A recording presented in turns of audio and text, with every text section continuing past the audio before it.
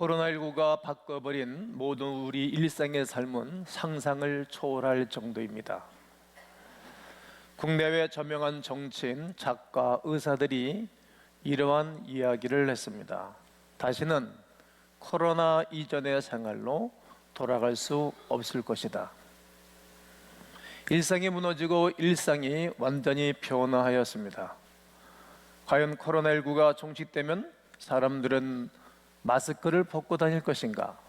쓰고 다닐 것인가? 제 생각으로는 많은 사람들이 마스크를 쓰고 다닐 것이라고 생각이 됩니다.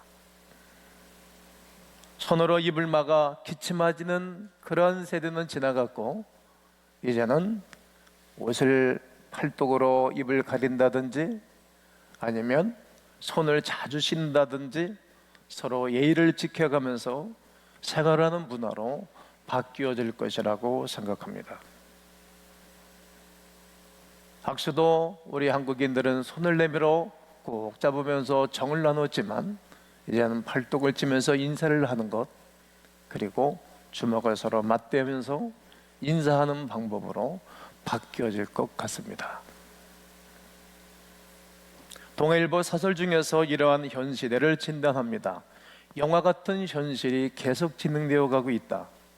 조문을 가는 것이 저하되고 상주도 조문객이 오는 것을 부담스러워한다. 많은 이들이 혼사를 미루고 식을 올린다 할지라도 동영상 중계나 가족만의 결혼식으로 단촐하게 치러지고 있다. 예의를 중시하던 한국에서 상혼례 예복까지 이렇게 바뀌고 있는 것이다. 확진자 수가 0명이 된다 하더라도 신종 바이러스는 사라진 것이 아니다. 우리 주변에 늘 있지만 서로 조심하지 아니하면 다시 환자가 확정될 것이다. 확정될 것이다. 연내에 백신이나 치료제가 나올 가능성은 적다. 치료제나 백신이 개발된다고 하더라도 교통의 발달로 지구촌 생활을 하는 인류에게 이번과 유사한 바이러스는 얼마든지 출현하게 될 것이라고 기록을 해놨습니다. 바야흐로 AC 시대가 출현된 것입니다. 애프터 코로나. 교회의 지각 변동도 엄청날 것이라고 예측합니다. 이전에는 본인이 결심해서 교회를 안 나가겠다고 결심하는 교인들을 안 나가 교인이라고 합니다. 가나한 성도. 뒤집으면 안 나가잖아요. 이렇게 본인이 선택을 했지만 이제는 교회에 나가고 싶어도 나갈 수 없는 상황에 온 것입니다. 오늘도 새롭게 오시는 분들은 주차장 입구와 현관 입구 들어오는 3단계로 거쳐서 입시를 안 시켰을 것입니다. 크리스천 투데이는 미자력교회, 개척교회가 어떻게 보면 코로나19로 말미암아 변화할 수 있는, 부흥할 수 있는 계기도 될 것이다라고 기록을 했습니다. 장소에 구애받지 않고 예배 사역들을 할 수 있기 때문입니다. 그러나 제자반, 알파반 같은 것들은 어떻게 할 것인가? 만나서 교제하고 또 이야기 나누면서 신앙과 믿음을 북돋워 주는데 이런 문제는 숙제가 될 것입니다. 우리도 코로나19로 인해 새로운 사역을 시작하고 시도했지 않습니까? 고민하고 기도하다가 그래, 교인들을 만날 수 없으니까 정오의 기도를 시작을 해가지고 새로운 시작을 했습니다. 함께 기도의 제목을 나누고 이제 많은 분들이 들어와서 참여하고 계십니다. C채널 방송국에서 그것을 보고 아주 목소리도 톤하고 너무 좋다고 목사님이 하시면 좋겠다고 그래서 5월달 5월 첫 주서부터 이제 방송국에서 방송을 하게 됩니다. 코로나19가 만들어놓은 방송국의 입성입니다. 학생부나 교회학교도 미리 영상을 찍어서 유튜브에 올려놓고 학생들에게 복음을 전하고 있고, 그리고 우리 교육자들이 방구석 예배, 예배당에 안 나오고 못 나오니까 방구석 예배 이렇게 어린이들에게 맞추어서 동영상으로 하나님의 말씀을 전해주고 있습니다. 그러나 예배당에 나와서 예배하고 교제하는 것보다 더 행복하고 감사한 일은 없을 것입니다. 초대교회 시대부터 내려오는 전통입니다. 여러 부류의 사람들이 다 함께 한 곳에 모여서 예배를 드리고 식사를 나누고 교제하는 것만큼 이거보다 더 좋은 방법은 없기 때문입니다. 2000년 동안 내려오면서 이보다 더 좋은 방법이 있었으면 그쪽을 갔을 것입니다. 그러나 2000년 동안 예배를 드리고 교제하고 식탁 교제를 하면서 사랑을 나눈 것보다 더 좋은 방법이 없기 때문에 전통으로 끊임없이 이러한 만남으로 내려오는 것입니다. 만남과 교제를 통한 예배가 가장 효과적이기 때문입니다. 제 개인적인 생각으로도 이보다 더 좋은 방법은 없습니다. 말씀을 전하는 자나 말씀을 듣는 자 모두가 한 공간에서 예수님의 사랑과 진리를 주고받으며 하나됨을 느끼는 아주 가장 효과적이기 때문입니다. 그래서 우리 교회 많은 성도들도 또 방송으로 예배를 드리는 그러한 분들도 교회가 그립고 예배가 그리워진다라고 표현하고 고백하는 분들이 많이 계십니다. 이제 오늘로서 고강도 사회적 거리두기는 종료됐고 생활 방역 체계로 전환될 것이라고 합니다. 그럼에도 불구하고 마스크를 벗지 않고 계속해서 사회적 거리를 두고 조심스럽게 우리는 새로운 일상을 살아가야 할 것이라고 생각됩니다. 이제부터가 중요합니다. 급작스럽게 바뀌어버린 이 세대, 그리고 우리가 생각할 수도 없는 뒤바뀐 이 모든 생활 가운데 나는 혼자, 나만 홀로 뒤처지는 것은 아닌가? 어떻게 하면 앞설 수 있을 것인가? 어떻게 하면 우리가 이 땅을 승리 가운데 살아갈 것인가에 대해서 고민하고 기도하고 또 생각해 보면 먼저 회복할 것이 있습니다. 먼저 회복해야 될 것은 예배입니다. 예배를 회복해야 된다는 말입니다. 우리 모두 오른손을 주먹을 꾹 한번 쥐고 한번 외쳐보겠습니다. 3번 외쳐볼 겁니다. 예배의 회복 시작. 그렇습니다. 손과 발이 다 묶여버린 그런 우리의 삶 가운데 이때 우리가 해야 할 일은 우리에게 지은 멍에를 벗어버리는 것입니다. 생각의 멍에, 마음의 멍에, 손과 발을 다 묶어놓고 예배를 드리지 못하는 못된 멍에들을 끌고 꺾고 물리쳐야 될 것입니다. 그동안 교회가 해야 할 일들을 너무나 못했습니다.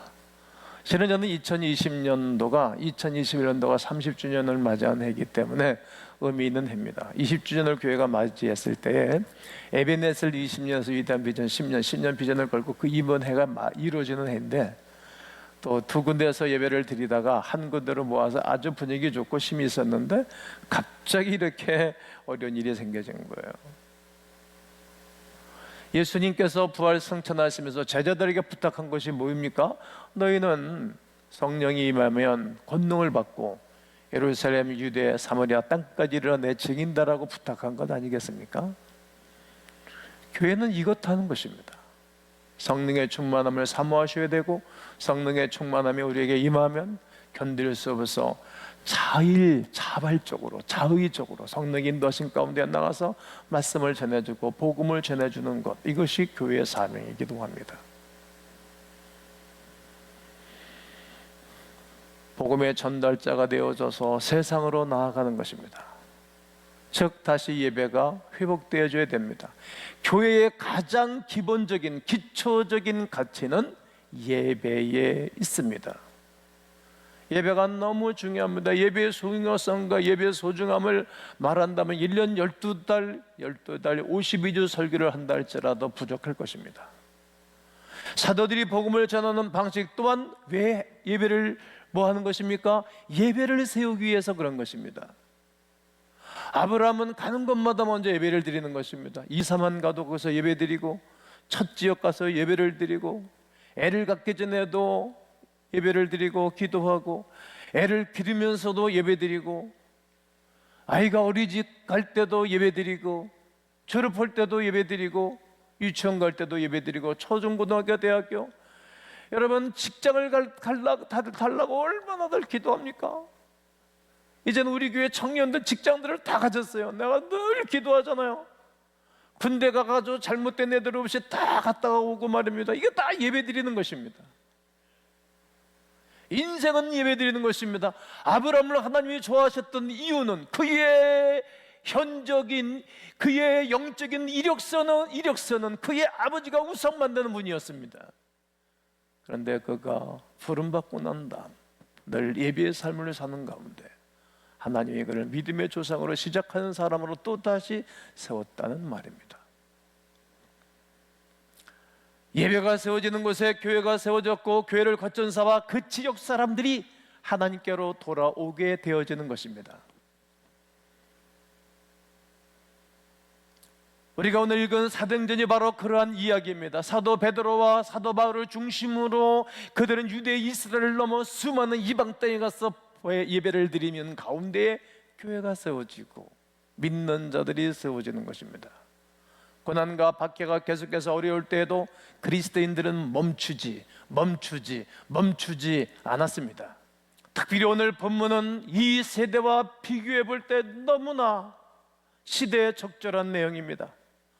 사도 바울이 예루살렘에 올라갔습니다. 예루살렘에 올라갈 때 예배소 장로들이 가지 말라 했습니다. 왜냐하면 가면은 붙잡힌다고 바울이 말했으니까 말이죠. 가면은 환난과 어려움이 기다린다. 나의 매가 매일 것이다. 옥에 갇힐 것이다. 그러니까 장로들이 가지 말라고 부둥켜 안고 그래도 나는 가노라. 주 예수께 받은 사명, 이 사명을 감당하기 위하여 나는 가노라. 그러고 붙잡힌 것입니다. 사도행전 21장 27절, 그 이래가 거의 참에 아시아로부터 온 유대인들이 성전에서 바울을 보고 무리를 충동해가지고 말입니다, 바울을 붙잡는 것입니다. 왜 붙잡은 것입니까? 예수 믿는다고 붙잡은 것입니다. 복음 전한다고 붙잡힌 것입니다.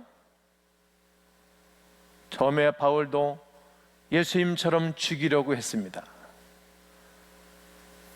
그가 로마 시민권자이기 때문에 죽이지 못하고 놔준 것입니다.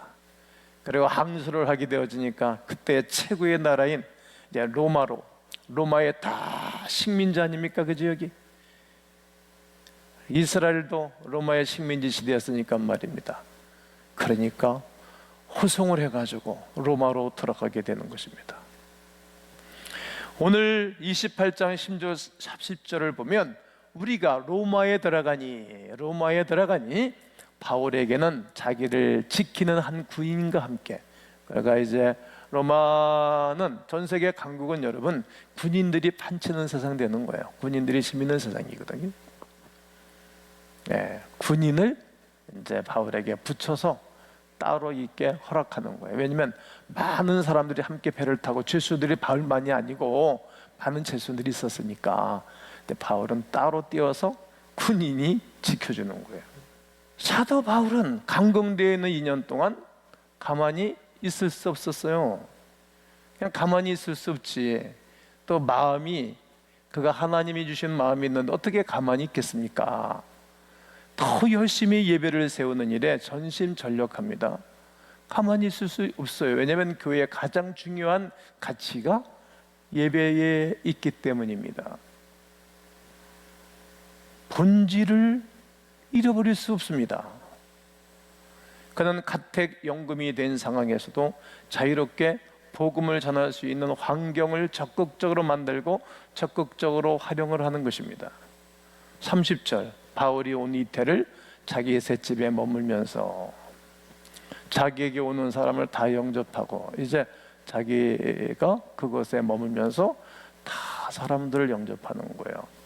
하나님 나라를 전파하는 거예요. 이 땅이 지금 로마로부터 이 괴선망측한 놈의 정치인들이 이 로마 사람들 우리를 힘들게 하지만, 그래 우리에게는 영원한 하늘나라가 있다. 하늘나라가. 그래서 바울이 이 땅이 영원한 땅이 아니라 하나님 나라가 있는 줄을 안 거예요. 장례식 가가지고 뭐 가지고 목사가 위로하고 갔어요. 천국이 있다. 천국에 가셨으니까 당신들도 천국 갈 준비하고 교회 잘 섬기다가 하늘나라 가라. 이거를 위로하는 거예요. 사실 그렇고, 그럼 바울이 하나님 나라에 대해서 열심히 증거하는 것입니다. 주 예수 그리스도에 관하여, 즉 예수는 누구인가? 예수는 구약 성경의 수없는 선지 자선 왕들을 통해 말씀하신 그분이 메시아 예수다.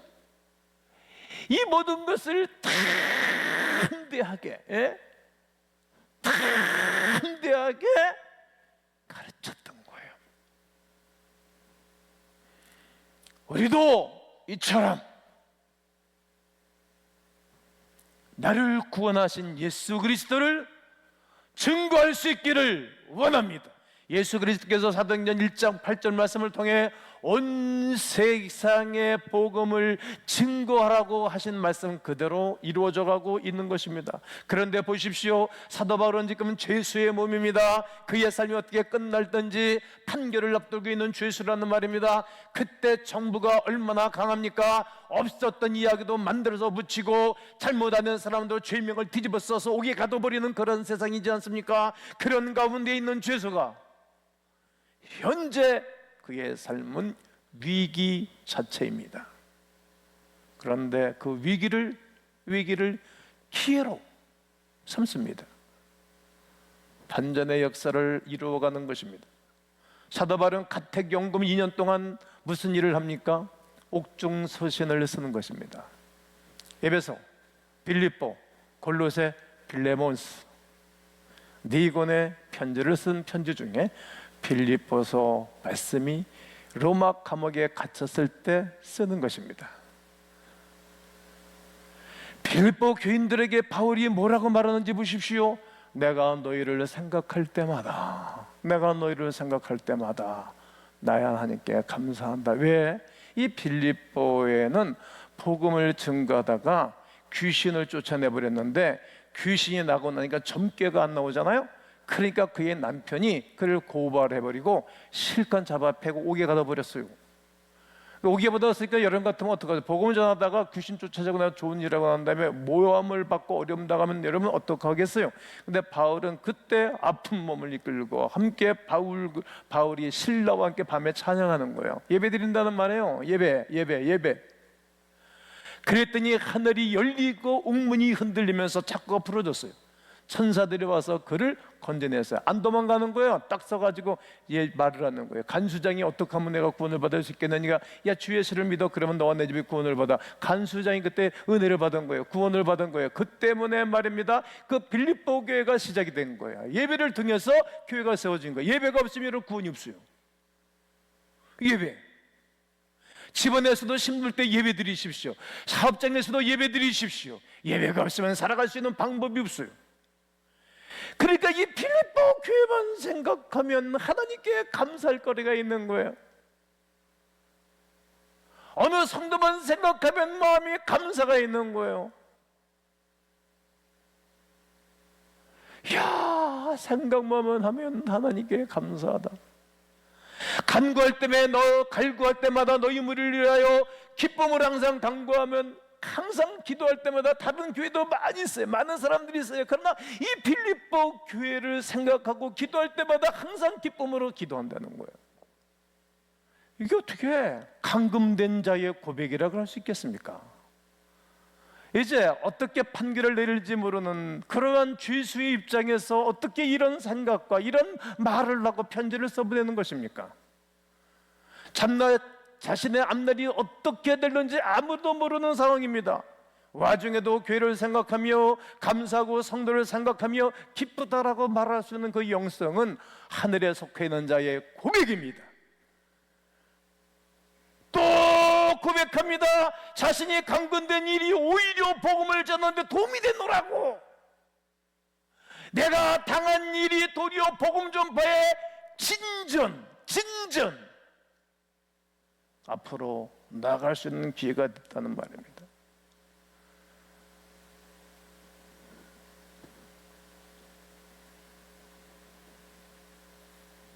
그는 어려운 일에 머물러 있지 아니하고 어려움을 통해서 더 하나님이 하시는 큰 놀라운 일들을 경험했던 것입니다. 형제들아, 내가 당하는 일이 도리어 복음 전파의 진전이 된 줄을 내가 알기를 원한다.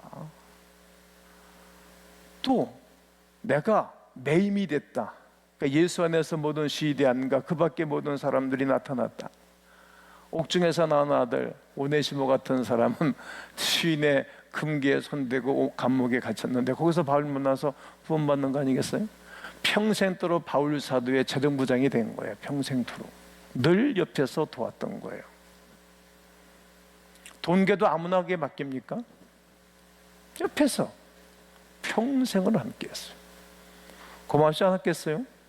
감옥에서 다른 사람들은 무시하고 저 도둑놈의 새끼 아니야, 저런 사람 새끼도 아니고만 이렇게 무시하는데 발같이 훌륭한 준비된 자가 그를 따뜻하게 복음을 전하니까 고맙겠죠. 인간적으로도. 그래 사실 진리가 내 안에 들어오니까 너무 고마워서 평생도록 바울과 동역했던 사람입니다. 형제 중 다수가 나의 매임으로 말미암아 주 안에서 신뢰함으로 많은 형제들 중에 나를 주 안에서 신뢰했다는 거예요. 여러분 처음 만난 사람 옥중에서 만나서 니나 나 똑같은 주였는데 뭘 내가 너 믿을 수 있어? 그러지 않겠어요? 네, 신뢰했다는 거예요. 겁없이 하나님 말씀을 그들에게도 담대하게 전했다는 거예요. 아니, 옥에 갇혔다고 해서 일 못하는 것도 아니잖아요. 힘들다고 해서 주저앉아 죽는 것도 아니잖아요. 바울은 손발이 묶인 가운데서도 그 속에서도 하나님의 일을 멈추지 아니하고 복음을 전하는 일에 쉬지 아니했다라고 외치면서 로마인들에게 복음을 전하는 거예요. 기필코 복음이 로마에 바울이 더 가지고 들어가서 300년 만에 기독교를 국교로 세우는 것입니다. 그렇다면 우리가 겪고 있는 코로나19는 이 위기는 어떻습니까? 위기는 하나님이 우리에게 주시는 기회가 될 것입니다. 아멘을 더 크게 하셔야 됩니다. 한번 읽어보세요. 시작. 한 번 더. 한 번 더. 그러기에 가만히 있을 수 없는 것입니다. 발빠르게 머리를 휴전하고 가슴을 작동하면서 가야 됩니다. 어떻게? 렛츠고 가야 되는 것입니다. 어디를 향하여? 영혼을 향하여, 문제를 향하여 가는 것입니다. 다 대동댕이 쳐보십시오. 회사 어렵다가 다 대동댕이 쳐보십시오. 회사가 되겠습니까? 1930년도에 루즈벨트 대통령이 대통령 시절에 대공황이 왔을 때 노변담 한 거 아닙니까? 요즘 제가 하는 중보기도가 제가 바로 노변담이 하는 것입니다. 그때 그 한 사람의 그 따뜻한 이야기로 백성들이 힘을 얻었던 거예요. 돈이 은행에 돈이 다 빠져나갔다는 돈이, 그러니까 뭐 주식이 다 박살나고 은행에 돈이 다 잠그가 사니까 그때 걱정하지 마십시오. 다시 하나님이 도와주실 것입니다. 위로와 격려의 말을 듣고 다시 돈이 은행으로 들어오고 백성들이 마음에 든든하고 대통령이 든든하라고 하니까 대통령의 의지가 제일 중요합니다. 대통령이 경제 부양할 의지가 있으면 국가 돈을 눕는 거예요. 기업을 망가뜨리면 기업을 깨는 거 시간 문제예요. 정치인이 하는 거. 그러니까 막 루즈벨트가 라디오 연설을 하면서 격려하니까 다시 돈이 들어오고 공장 기계 소리가 들리고 출근한 사람이 들리고 다시 회복한 것입니다. 세계적인 나라를 만들어 놓은 것입니다. 위기가 늘 위기인 건 아니에요.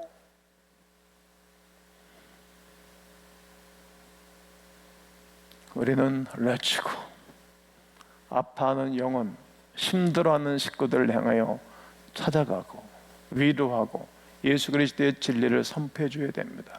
우리의 액트, 즉 행함이 필요합니다. 행동하지 아니하면 아무것도 기대할 수 없습니다. 저는 왜 오늘 이런 설교를 하는 것입니까? 여러분과 제가 이 땅의 승자로 살아가는 그 길은 첫째도 예배요, 둘째도 예배요. 우리의 삶 전체가 예배로 시작하면 하나님이 우리의 삶 가운데 오셔서 역사하고 축복할 것을 알기 때문입니다. 렛츠고,